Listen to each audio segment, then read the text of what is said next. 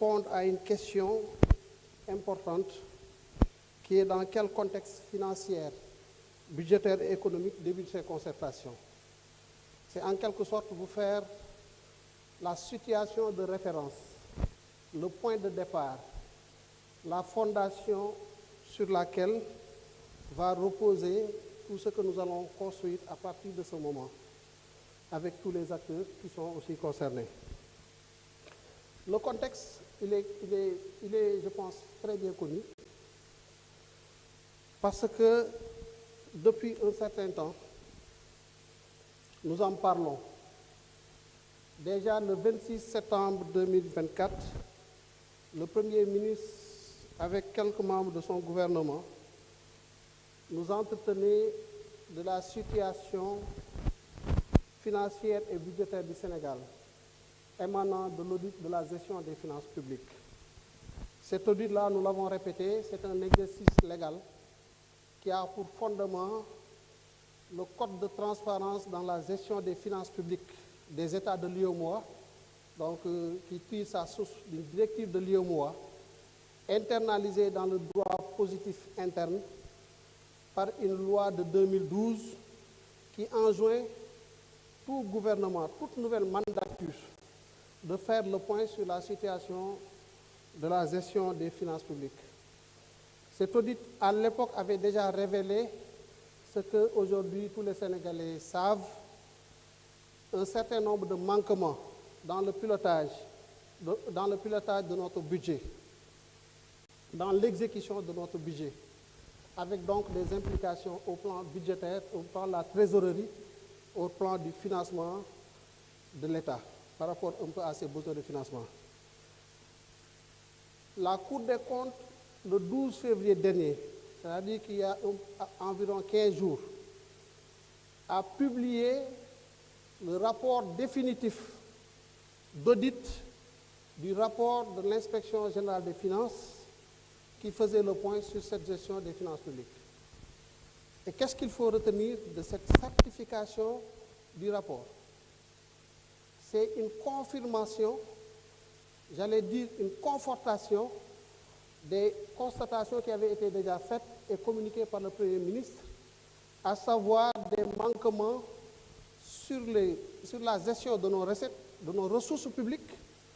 des manquements sur la gestion de nos dépenses, mais des manquements sur la gestion de la trésorerie de l'État. Venons-en aux manquements sur les recettes.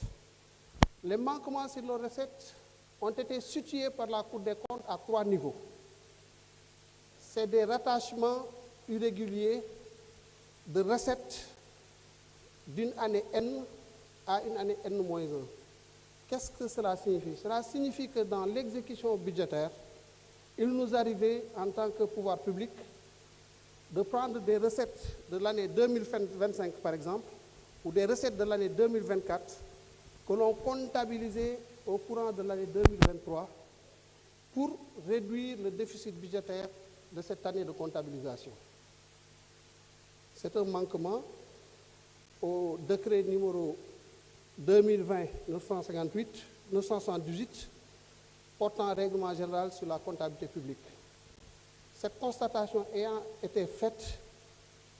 le ministère des Finances s'est engagé à prendre toutes les mesures de correction nécessaires pour que de pareilles choses ne puissent se reproduire.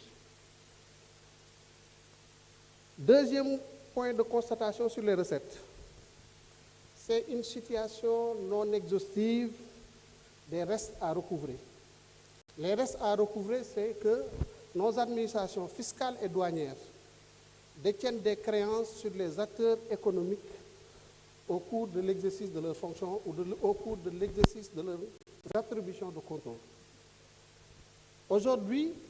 ce qu'il faut constater, c'est que nos administrations peinent à dire quelles sont exactement les étendues de ces restes à recouvrer, qui détiennent les étendues de ces créances sur les acteurs économiques. Cela pose un problème de traçabilité, cela pose un problème de suivi, mais cela pose également un problème de reporting que nous, ministère des Finances, nous nous engageons à bien adresser pour dépasser définitivement ces contraintes. La troisième constatation sur les recettes, c'est véritablement une absence de visibilité sur l'évaluation des dépenses fiscales. une dépense fiscale à côté d'une dépense budgétaire correspond à une renonciation de recettes en lieu et place d'une exécution de dépenses. Ça revient au même. Au lieu de subventionner, la dépense fiscale correspond au fait que les pouvoirs publics peuvent renoncer à des recettes qui leur sont dues pour soutenir un secteur économique. Compte tenu des objectifs économiques qui sont fixés aux exonérations, aux mesures donc de renonciation de recettes, cela peut se concevoir. Mais un État doit avoir une visibilité, un rapport d'évaluation sur ces dépenses fiscales qui sont consenties pour les secteurs économiques, de façon à pouvoir faire un bilan coût-avantage, un bilan d'efficacité, un bilan même d'efficience sur ces renonciations que nous faisons. Est-ce que ça nous permet fondamentalement d'atteindre les objectifs que nous nous sommes fixés? Nous avons constaté que les manquements se trouvaient là aussi à ce niveau-là. J'en finis avec les recettes. Je viens sur les manquements pour les dépenses publiques. Les manquements sur la dépense publique, fondamentalement, concernent d'importants transferts que l'État fait au profit des services non personnalisés de l'État. C'est-à-dire qu'un service de l'État qui devait bénéficier de crédits de fonctionnement, de crédits d'investissement, qui se retrouve avec des transferts. Les transferts sont un mécanisme assez particulier, véritablement, d'exécution de la dépense. Et à ce niveau-là, ces manquements ne devaient pas s'opérer et nous nous engageons au niveau du ministère des Finances à apporter toutes les réponses pour que de pareilles pratiques ne puissent se reproduire. Il y a eu aussi des manquements sur la comptabilisation des ressources sur ressources externes. Les ressources externes, ce sont véritablement des financements que nous contractons auprès de certains bailleurs qui présentent une nature assez particulière. C'est la concessionnalité des ressources qui sont utilisées, donc des ressources à des coûts assez abordables, mais sur une maturité aussi assez longue. Maintenant, ce qui se faisait, c'est que ces ressources-là n'étaient pas comptabilisées intégralement dans nos déficits budgétaires. L'autre manquement, et qu'on peut rattacher effectivement même à la gestion de la trésorerie de l'État, c'est l'importance des dettes bancaires contractées hors circuit budgétaire. C'est-à-dire que l'État, le constat que nous pouvons faire à partir de ce moment, sur la base de tout ce qui a été rappelé, c'est que sur la période de l'étude, 2019 au 24 mars 2024, l'État du Sénégal a largement vécu au-dessus de ses moyens. Et pour couvrir une partie de ses dépenses, s'endetter sur le marché bancaire local. Et ces endettements-là, ce financement se faisait hors budget, ce qui a à un moment renchéri deux statistiques fondamentalement des finances publiques que nous utilisons pour faire la communication que nous faisons par exemple aujourd'hui, c'est le déficit budgétaire. En lieu et place d'un déficit budgétaire moins de 5,5% communiqué sur toute la période de manière officielle, l'audit de la gestion des finances publiques a révélé que le déficit budgétaire réel du Sénégal est à 11,1% sur la période considérée.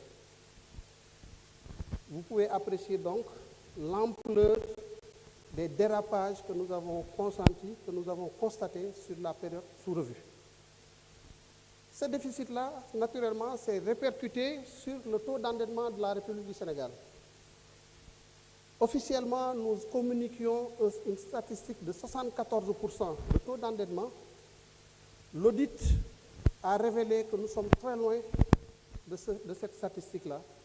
Plus exactement, nous sommes à 99,67% de taux d'endettement. C'est-à-dire que la dette de l'État du Sénégal, à ce jour, est presque égale, vraiment presque égale, à la totalité des richesses qui sont créées sur l'étendue du territoire national. Voilà ce que cela signifie. Voilà véritablement donc le tableau qu'il convient de considérer pour ce qui concerne la situation de base de nos finances publiques. Cela se passe dans un contexte aussi assez particulier. où l'environnement national, sous-régional et international fait face à plusieurs défis. Défis dans notre environnement avec les pays voisins qui sont dans des situations précaires, avec des implications au plan sécuritaire, défis par rapport à ce qui se passe en Europe, un peu Europe de l'Est, crise russo-ukrainienne, défis par rapport à ce qui se passe aujourd'hui au Moyen-Orient, avec le conflit israélo-palestinien qui s'est étendu au Liban, dans une certaine mesure au-delà même du Liban en Iran, avec toutes les implications que cela pourrait avoir demain sur les cours fondamentaux qui constituent les hypothèses de base sur lesquelles nos économies sont fondées, à savoir le cours du baril du pétrole, mais aussi le cours du dollar. Cela signifie que nous sommes dans un environnement d'incertitude. Et quand on est dans un environnement d'incertitude, avec des marges budgétaires plus ou moins étanches, je viens de vous présenter donc la situation de la dette, de notre déficit budgétaire. Ma foi, il faut être regardant, il faut être circonspect, il faut faire attention à la façon dont nous pilotons notre budget. C'est notre responsabilité de faire ce travail-là. Nous sommes en train de définir le cadre. Nous avons aujourd'hui défini une matrice de mesures de réforme pour reposer notre économie, notre budget sur les trajectoires de consolidation budgétaire qu'elle n'aurait jamais dû quitter d'ailleurs. Et à l'horizon 2027, nous espérons pouvoir revenir à l'orthodoxie si les mesures que nous avons identifiées sont mises en œuvre. Voilà donc les éléments que je voulais partager pour dire que Sénégal fi mu toll mooy ay audit yi ñu def ci suñu réew ci doxalinu suñu réew nu ñuy doxalee suñu gafaga réew ak fan la suñu économie toll audit yooyu wane ne 2019 ba 2024 ba mars 2024 Sénégal kat dafa dund loo xamante ni ëpp na ay moyens ay am-amam li ñu doon dépensé romb na suñu am-am loolu andil ñu am déficit budgétaire boo xam ne mi ngi toll ci 11,1%, maanaam téeméer yoo jël fukk ak benn ya li nga dundee da nga koo jéggaani da nga koo leb bokkul ak sa moomeel nga war ko fay loola ci li nga xam ne moom lañ yoonal ci UEMOA mooy ne téeméer boo jël ñett rek lañ la may nga mu jugee ci loo xam ne méngoowul ak sa am-am ñun ñu romb ñett yooyu romb double ba juróom benn bay bëgg a romb triple ba romb nañ sax triple ba bay bëgg a romb quadruple ba loolu day wane ne Sénégal dafa dund ci façon boo xam ne mënu antanu ko te koo xam ne nag da nga wàcc yoon bi olof nee na boo dëppul fii fan la rek ngay mujjee fii fan la suñu bañee mujj ci fii fan la nag dañu war a taxaw xoolaat situation réew mi ni muy doxee te loolu càmbar nañ ko gis nañu ñun li nga xam ne moom buñ ko defee fii ak 2027 maanaam fii ak ñetti at Sénégal dina dellu ci situation bi nga xam ne moom la waroon a foofu la waroon a toll. léegi mesures yooyu dafa am solo pour ñu wax ci mesures yooyu nga xam ne suñu malade bii ñu yor moom lañ ko war a appliquer ci wàllu faj mi ngir mu jógaat ba mën a doxe ay soxlaam wax naa ko ci recettes yi ne moom mooy jafe-jafe yi ñu amoon ñu constaté ko ci audit bi wax naa ko ci dépenses yi ñu waxaat ko audit bi constaté ko wax naa ko aussi ci façon bi nga xam ne ñun moom la ñuy lebee bu ci nekk nag xalaat nañ ci ay saafara yoo xam ne bu ñu ko doxalee ñun ñëpp ñu ànd ci incha allah rabbi fii ak 2027 suñu malade bi yaakaar nañ ne dina jóg doxi soxlaam bu mënul di daw di ko dox it dana ko mën a dox bu dëgër jëm ci nu mu fajee ay soxlaam ci wàllu recettes yi li ci jiitu mooy premier ministre wax na ko ci déclaration politique générale mooy ne balaa nga naam ne fa mooy tekki ne boo bëggee dépenser da ngay am loo def sa poche soo mënta génnee sa poche di dépenser ci leb ngay mujj te boo dëkkee ci leb da nga toog foo xamante nii dinañ la taxawu ndax leb tamit fay moo ko yor te fay pour nga fay il faut nga am loo fay ñu xool ñun lan la ñu am di ko jëfandikoo muy suñu alalu bopp di suñu moomeelu bopp ñu ne mooy impôt ak douane. Premier ministre nañu wàllu impôt et douane doxin bii laa ci bëgg muy jox benn lettre de mission boo xam ne ni la ko adressé ministère des finances réformer leen code général des impôts réformer leen code général des douanes méngale leen code yooyu ak suñu économie ni muy doxee ci wàllu suuf si yaakaaruma ne ñi fi am terrain yépp tey li ñu war lool ak direction des domaines def nañ ko ci wàllu fay seen redevance ñu gis ne loolu war nañ ci dox war nañ ci sensibiliser nit ñi war nañ yar sénégalais yi gunge leen ci xam ne boo yoree suuf li nga ci warloog état da nga ko war a fay ndax ci loolu la état di compter ngir dund. ñu ne suñu économie bi dafa dox lu baree bari jamono ji ñu toll nii dafa am ay xeetu xarala yoo xamante ni ñoo yor économie lu demee nekk ci économie numérique demee nekk ci yenn secteur yu particulier secteur minier le secteur pétrolier gazier ainsi de suite te nag suñu code général des impôts méngoowul woon ak secteur économique yooyu ni ñu doon doxee mun nañu càmbar leen ko ngeen waxtaan ak ñi nekk ci secteur yooyu ba fexe ba xool naka la ñuy méngalee suñu doxin ak réalité économique yooyu. Troisième chose mu nañu wàllu xarala yu bees yi mooy digitalisation impôt dafa am instrument bu muy utiliser douane am instrument bu muy utiliser trésor am instrument bu muy utiliser budget am instrument bu muy utiliser fayin ci jamono dox nag ba tey ñu bari bu ñuy jëfandikoo seen porte monnaie Orange Money la ñuy fayee seen i soxla Wave wala xeetu doxalin yooyu nga xam ne moom méngoo jamono tey mën nañu fexe leen ba seen administration yi ñu topp doxalin boobu ñu accélérer seen doxin ba mën a méngoo fi jamono toll. mu nañu façon boobu ngeen di liggéeyee ci wàllu kii am outil bii kii am outil bii kii am outil bële fexe leen ba ngeen am ay benn outil boo xam ne day dialoguer ak ñooñu ñëpp ba mën a fexe ba tey ku jox impôt dem douane ñu mën a xam ba xam moom am na marché bu nekk au niveau de la direction générale du budget ñu xam ba xam contribuable boobu am na bor impôt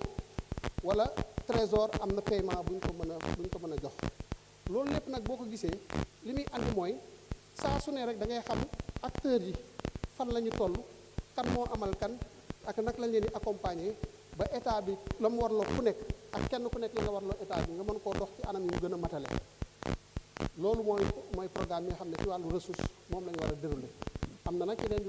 yu ci rax daanaka xëy na lépp duñ ko mën a leeral waaye incha allahu rabbi fan yi ñu jëm suñu liggéey ci wàllu naka la ñu gën a fexee ba sénégalais yi xam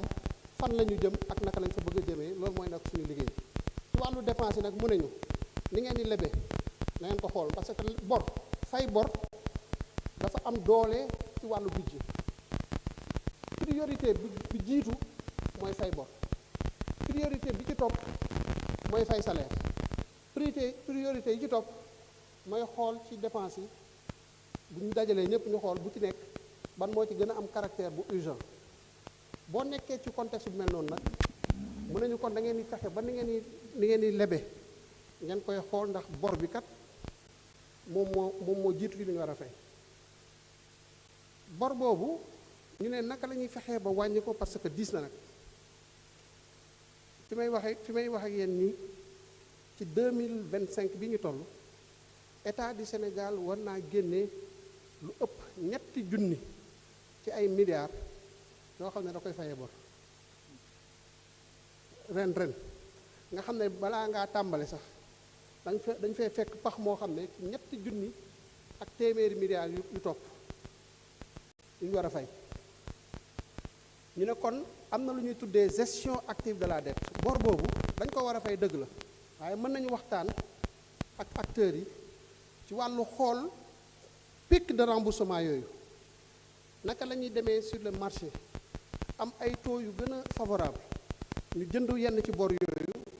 ba fu ñu waroon fay ñetti junni ak nangam ci ay milliards ñu fay fa lu ko yées li ci des ñu tas ko ci ay jamono yu gën a sori ba pare ci ay taux yoo xam ne moo gën a méngoo ak suñu kantan fi ñu toll loolu moom mooy gestion active de la dette et c'est important de le faire li ci topp mooy masse salariale bi diggante 2019 ak léegi suñu masse salariale dafay daw bu xaw a jéego yu xaw a am doole jéego yoo xam ne moo ëpp suñu économie li mu ñuy àndil moo ëpp tamit suñuy recette fiscale rythme bi muy dawee ñu ne loolu war nañ ko seet xam nañ fu mu jógee dañoo gis ne 2018 dafa am ay mesures yu état bi engagé woon fexe ba respecté ko nag loolu am impact bu mu am ci suñu économie 2022 am ay mesures yu état bi amoon mu respecté ko loolu am ay jeexital ci gestion de la masse salariale ñu ne kon masse salariale bi tamit bokk na ci li ñu war a saytu façon bi muy doxee ñu xool dépense de fonctionnement ni état di dundee ñu gis ne am na ci yu bari yoo xam ne xëy na ñu ngi ko doon def amaana baax na waaye mën nañ fexe ba objectif bi ñu ci doon wër ñu atteindre ko te lañ ciy dépensé duñ ko def mooy mesures yi ngeen dégg jamono yu weesu état bi doon ko wax muy ci wàllu mission yi nga xam ne moom la fonctionnaire yi di def bitim réew muy ci wàllu suñu encre suñuy machine à café suñuy télé courant bi muy consommé ndox bi ñuy consommé ci suñu bureau yi yooyu yëpp papier bi ñu xool yan xeetu doxalin la ñuy amee yoo xam ne dépenses yooyu dana wàññeeku ñu gisaat beneen point boo xam ne bu am doole la muy une quatrième constatation ci dépense yi mooy subvention yi ñuy def ci énergie bi at mu jot état du Sénégal dina jël lu tolloog juróom-ñaar téeméeri milliards def ko ci ay subvention ci secteur énergie juróom-ñaar téeméeri milliards boo ko xoolee bari na lim mën a def boo koy xool ci wàllu ay hôpitaux ci wàllu ay école ay lycée ay université moom lu baree bari la lañ ci mën a def lu baree bari ci ay tali ak yooyu waaye loolu nag il faut ñu xool ko ndax subvention yi wax dëgg yàlla man ma nekk sénégalais ne am naa xaalis ba mën a jëndal sama bopp oto ba mën a dox sama yiite ci sama oto ne waaye nag dañ may su may jëndee essence wala gasoil na ma état bi fayal benn partie bi sénégalais yi am moyen jënd oto bari wuñ de sénégalais yi nekk ci gox-goxaan yi am ay jafe-jafe ndox war a naan am ay jafe-jafe faju war a faju am jafe-jafe dund war a jënd ceeb dëwlin nga xam ne ñoom foofu la seen yite toll xalaatuñu jënd oto léeg-léeg sax ñu ci bari vélo sax mën na am jafe-jafe ci ñu am ko boo jëlee 600-700 milliards def ko ci subvention ay xeet yu demee noonu kooku nga xam ne moom fële la nekk xalaatu loolu bokku ci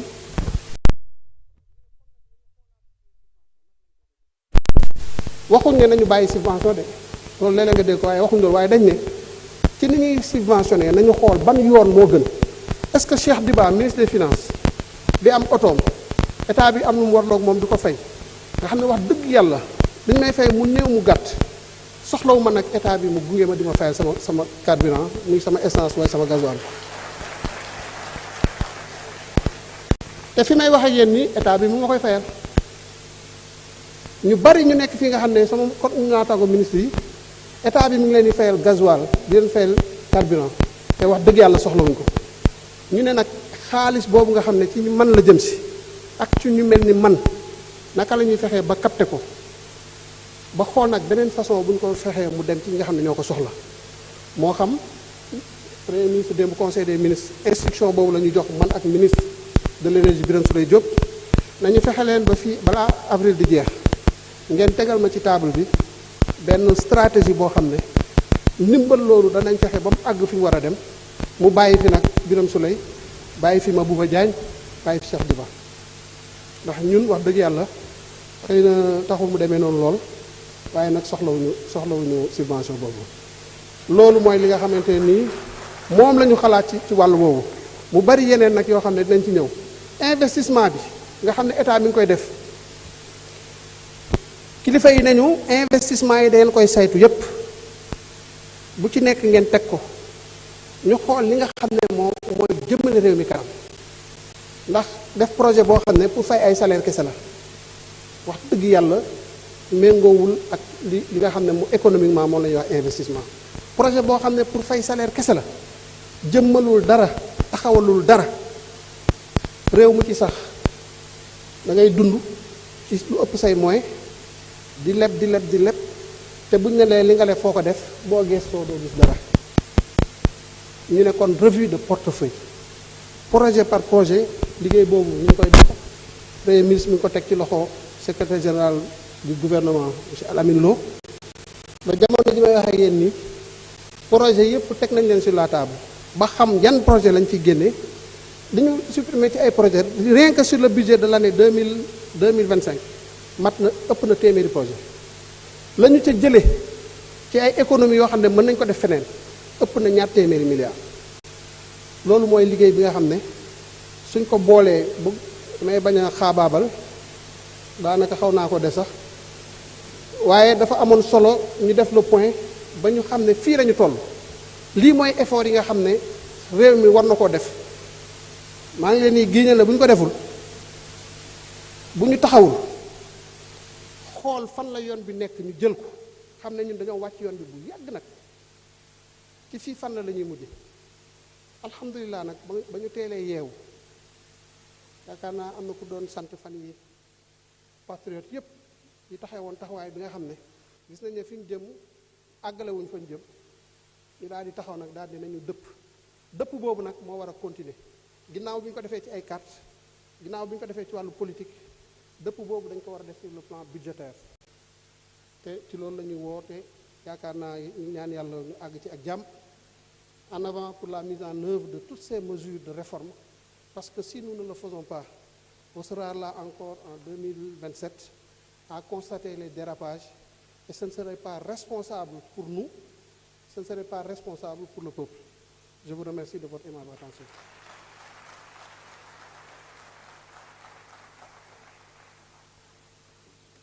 Merci beaucoup, Monsieur le ministre Cheikh Diba. Merci également au ministre Abbas Fall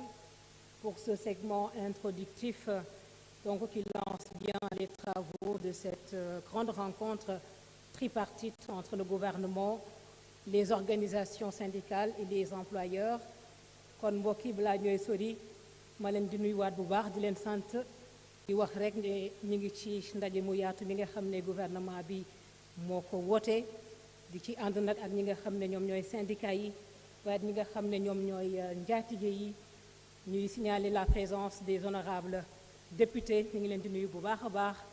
l'administration publique les associations les amicales yéen ñëpp ñu ngi leen di nuyu di ñëw nag ci deuxième partie bi